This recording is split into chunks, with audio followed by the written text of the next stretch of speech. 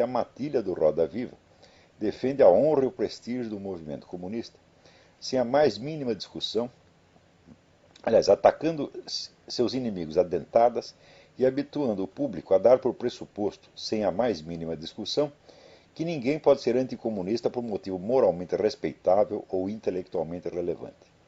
Nenhuma apologia do comunismo é mais eficaz e penetrante do que essa. Discursar em favor da estatização da economia, argumentar pela teoria da luta de classes, enaltecer o futuro brilhante da humanidade no jardim das delícias do socialismo, nada disso tem a força persuasiva da prática reiterada, tanto mais sedutora quanto mais implícita, de atribuir aos comunistas e seus parceiros o monopólio do bem e da virtude, reduzindo seus adversários e críticos à condição de delinquentes pérfidos movidos por interesses egoístas.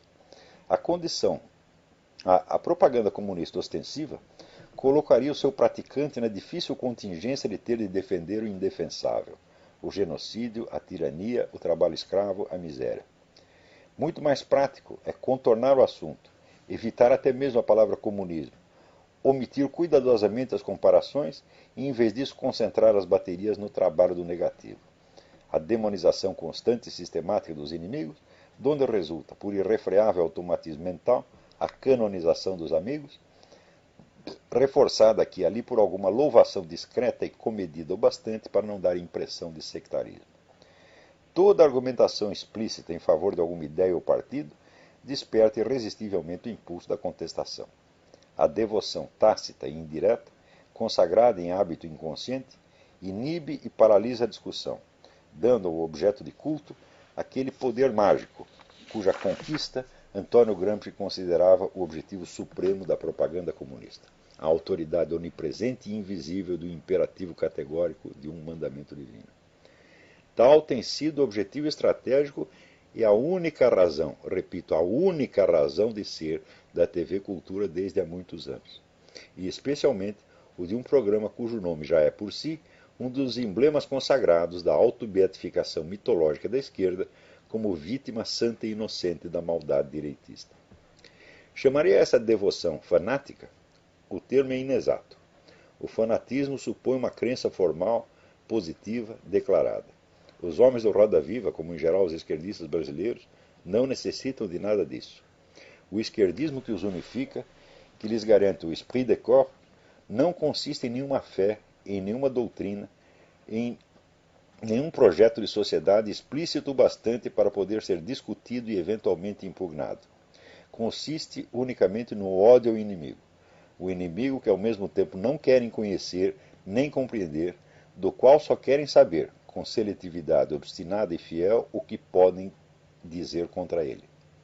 No Brasil, a deformidade congênita da imaginação esquerdista descrita por Lionel Trilling tornou-se obrigação legal, critério de veracidade na mídia, mandamento número 1 da moral e princípio fundador da educação. No fundo, todo esquerdismo hoje em dia é isso e nada mais que isso. Há muito tempo, os comandantes do processo já desistiram de impor ao movimento revolucionário a unidade da vulgata marxista-leninista que dava aos militantes de outrora uns ares de intelectuais populares não desprovidos de certa nobreza. Hoje preferem dirigir as massas na base de slogans e palavras de ordem puramente emocionais, sem um arremedo sequer de conteúdo sociológico ou filosófico. Um marxista às antigas chamaria isso irracionalismo. Mas racionalismo e irracionalismo só existem no plano da discussão teórica. Esta foi substituída pela engenharia comportamental e, nessa clave, nada pode ser mais racional do que a manipulação científica da irracionalidade alheia. Os arruaceiros de Nova York acreditam combater a alta finança internacional, mas seguem ordens de George Soros, que é a própria alta finança encarnada, apoiam o governo Obama, que é um pseudópodo de Wall Street, clamam por uma moeda mundial, que é a menina dos olhos da elite bancária globalista, e bradam de ódio a Rupert Murdoch, um homem de indústria totalmente alheio a especulações financeiras. Se não têm a menor ideia de contra quem estão lutando, tanto melhor. Sua fúria pode ser canalizada contra qualquer alvo que o comando revolucionário escolha no momento. A unidade da esquerda militante hoje em dia é simplesmente a do ódio. Um ódio que se torna tanto mais radical e intolerante quanto mais vagos e indefinidos os objetos contra os quais se volta e as metas que nominalmente o inspiram. Como explicar, fora dessa perspectiva, o fato de que a esquerda internacional lute ao mesmo tempo pelo império do gaysismo e pelo triunfo do mais estrito moralismo islâmico, sem que surja no seu seio a mais mínima discussão a respeito, o mais leve sentimento de desconforto ante uma contradição intolerável? É aí que se deve buscar também a raiz da facilidade com que uma militância inflada de retórica autobeatificante se acomoda sem o mais mínimo escrúpulo de consciência aos interesses do narcotráfico e do banditismo organizado em geral. Quando os sentimentos morais prescindem de qualquer deferência para com os dados da realidade e se condensam no puro ódio a um objeto indefinido, é inevitável que já não haja mais distância entre a presunção de santidade e o mergulho na treva mais funda do crime e da maldade. Isso é a esquerda hoje em dia, a síntese militante das ambições mais altas com os sentimentos mais baixos. A tensão insolúvel entre os dois polos traz como consequência incontornável a redução da vida psíquica aos seus mecanismos mais toscos e elementares, o enrijecimento numa atitude de permanente autodefesa paranoica, a produção obsessiva de novos pretextos de ódio e, portanto, a supressão de toda a compreensão humana, trocada por uma autopiedade cada vez mais exigente e rancorosa. Em muitos países, esse fenômeno está limitado às massas militantes, mas no Brasil, onde a hegemonia esquerdista reina sem contraste, ele se tornou o padrão e norma da cultura nacional. Eis o motivo pelo qual a lição de Lionel Trilling já não pode ser aprendida nesta parte do mundo. Uma esquerda civilizada, capaz de apreender os sentimentos morais de seus adversários, condição sine qua non da alternância democrática no poder, não tem razão de existir, nem possibilidade de vir a existir, num ambiente onde esses adversários se tornaram tão pequenos e inofensivos que a esquerda já não precisa mais compreendê-los. Pode inventá-los como bem lhe interessa. Então vocês viram, por exemplo, esta semana, quando o senhor Lula foi diagnosticado como portador de um câncer na laringe, é evidente que circularam algumas piadinhas maldosas pela internet, mas todas elas provenientes de pessoas absolutamente insignificantes, Zé Mané qualquer, um estudantezinho, uma coisa assim. E na mesma semana, o Reinaldo Azevedo publica na coluna dele o que o chefe da campanha da Dilma escreveu contra ele quando ele teve câncer. Era uma gozação sinistra ensejando a morte do Reinaldo Azevedo. Isso é normal. Eu já citei para vocês aqui aquele livro, né, I Can't Believe You Said That, que é uma antologia, né, de coisas horríveis ditas por pessoas de esquerda que não são Zé Mané qualquer, não são gente insignificante, mas são líderes, são deputados, são intelectuais, são professores. Eles fazem isso o tempo todo. E daí, quando o Lula fica doente e circula 2 ou 3 piadinhas, nada de tão violento e tão rancoroso quanto a esquerda costuma dizer contra os seus adversários. Por exemplo, ninguém está ensejando a morte do Lula, dizendo, morra, desgraçado. Não, peraí. Mas eles dizem isso. Eu mesmo, quantas vezes não recebi cartas ensejando a minha morte. Não, você tem que ter um câncer, ele vai morrer, etc, etc. Coisa desse tipo, né? Mesma coisa para o Reinaldo Azevedo. Até o Reinaldo Azevedo lembra o que fizeram com o Mário Covas. O Mário Covas também estava com um câncer na cabeça. Os caras não apenas o xingavam, ensejavam a sua morte, como lhe deram uma paulada na cabeça. Quer dizer, vai atingir o órgão que está doente do cara. Isso é coisa típico de esquerdista. Agora, nesta semana aparece gente protestando assim, selvageria anti-Lula. Quer dizer, é uma gente ruim, agressiva, maldosa e hipersensível. Né? Quer dizer, que tem uma autopiedade sem fim, uma autopiedade mórbida, coisa de psicótico mesmo, não é de neurótico não, gente. Né?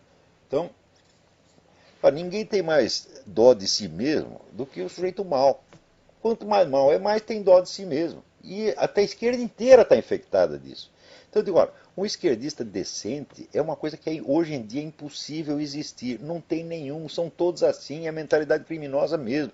Não tem de ser necessariamente assim. O sujeito não tem de ser assim porque é esquerdista. Mas a esquerda mudou muito nos últimos 50 anos. Tá certo? E foi cada vez mais aderindo, né, a esta ideia de você canalizar todo o ódio existente. Você pega todo e qualquer ressentimento, justo ou injusto, que exista no mundo, né, o ressentimento da mulher contra o marido, do filho contra o pai, né, de todos, e você vai instigando aquilo, instigando, para criar cada vez mais ódio, para todos se sentirem vítimas, ficarem revoltados. Esta política destrói toda a qualidade humana. Toda, toda, toda. Né? Você imagina se cada vez que você sofre uma pequena humilhação na vida, você vai fazer daquilo uma causa política. Não é isso?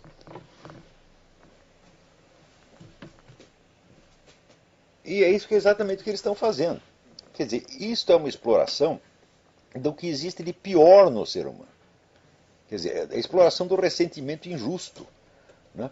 Por exemplo, quando você vê a condição que vivem os negros aqui americanos, que estão todos caras da classe média para cima, né? Estão vivendo muitíssimo bem, e você compara o destino dos que ficaram na África. Eu digo, mas por que esses caras aqui estão reclamando? Por que em vez de ficar reclamando, eles não fazem a campanha para ajudar os seus irmãos, seus parentes que ficaram na África? Ah, isso não fazem. Não dão um puto num tostão. Né? Então, eles não têm mais o que pedir, eles não têm mais o que reivindicar. A condição dos negros aqui é igual de qualquer um. Condição ruim está, às vezes, do recém-chegado. Por exemplo, o chicano que chegou aí da fronteira está ruim, mas os negros não. Estão ótimos aqui. Né? Nunca, ao longo de toda a história, a população negra teve uma vida tão boa como tem aqui. Nunca. Pode procurar. Né? Mas onde parece que estão cada vez mais ressentidos. Porque quanto mais você afaga a cabeça do desgraçado, mais ele se sente humilhado. Por quê? Porque não conquistou isso por seus próprios méritos, de maneira alguma. Isto foi a civilização ocidental inteira que se enterneceu pela condição deles e lutou por eles. Vamos dizer que para cada negro que estivesse metido em militância abolicionista, havia 10 brancos ou 20 brancos. No Brasil, quem foi o chefe do movimento abolicionista? Foi o líder do Partido Conservador, Joaquim Nabuco. Né? E quem tomou a iniciativa de libertar os escravos foi a própria monarquia, que caiu por isto. Né? Então, e depois, quanto dos beneficiados pela abolição se juntaram para defender o imperador cuja família os havia libertado? Nenhum. Então você vê, o Ocidente inteiro, a Igreja Católica, as igrejas protestantes, todo mundo se juntou para defender os escravos. Se não fosse isso, eles jamais teriam se libertado. Por suas próprias forças, jamais conseguiriam. Por quê? É muito simples, gente. Pobre não faz revolução. Revolução custa dinheiro. Então, se não é a própria elite, tá certo, que por motivos morais e contra seu interesse próprio, tá certo, se volta contra a instituição da escravidão, tá certo, e luta para libertar os negros, eles seriam escravos até hoje, como são escravos no Sudão, por exemplo.